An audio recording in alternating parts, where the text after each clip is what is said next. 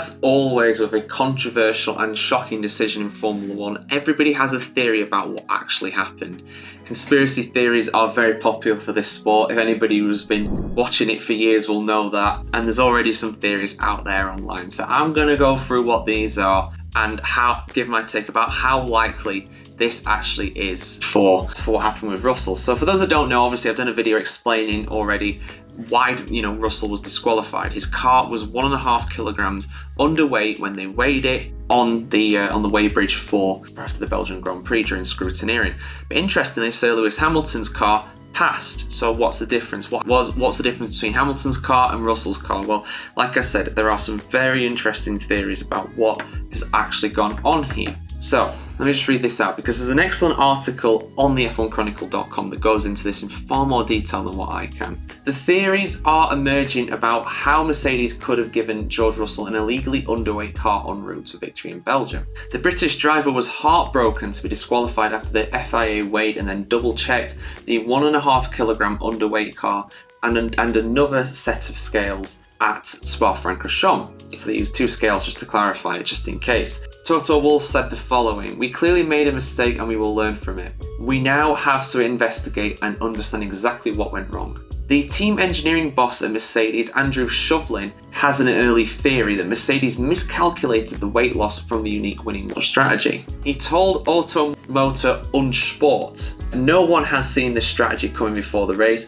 so it probably wasn't included in the weight calculation." Sorry, this was the paper saying it, not Shovlin. Russell was then not able to pick up discarded rubber after the checkered flag because the traditional warm down lap or cool down lap is missing at Belgium due to the Spa circuit's unusually long length. So basically, after the race, they come straight into the pits. They go down the pit lane and then they circle around and come up the pit lane. This is the only track on the calendar that does this. Normally they go around the entire lap on a cool down lap, pick up as much rubber as possible, and those marbles on the edge of the circuit can be like 1 kilogram or 1.5 kilograms. So it's not out of the question for that to happen. Shovlin said the following on the incident though: "We will not make excuses. It's clearly not good enough."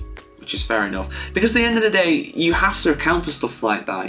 It's incredible to me that 1.5 kilograms could have made that difference. But how often do cars go on strategies they never expect? Rarely, I suppose. I mean, they account for hundreds of thousands of scenarios and up to like 5 or 6 different race strategies, but I don't think anybody thought that Russell could have done it. The engineer was surprised on the radio to actually hear, "Oh, you think you can go to the end on these? All right, mate, good luck." And he actually did it, so fair play. Another theory has been poised by the Gazzetta dello Sport over in Italy, and this is that Mercedes unexpectedly and suddenly reverted to an older floor specification, and that caused the team to miscalculate the weight. The newspaper said, and I quote, "It's true that this happened on both cars, but differences in setup between the two drivers may require less ballast on Russell's car." The silver lining for the Silver Arrows, though, is that Lewis Hamilton managed to win the race because of this. Although the 7-time world champion looked upset about not being offered the winning Russell-like one-stop strategy. Lewis said twice on the radio before the second pit stop that his tyres were good.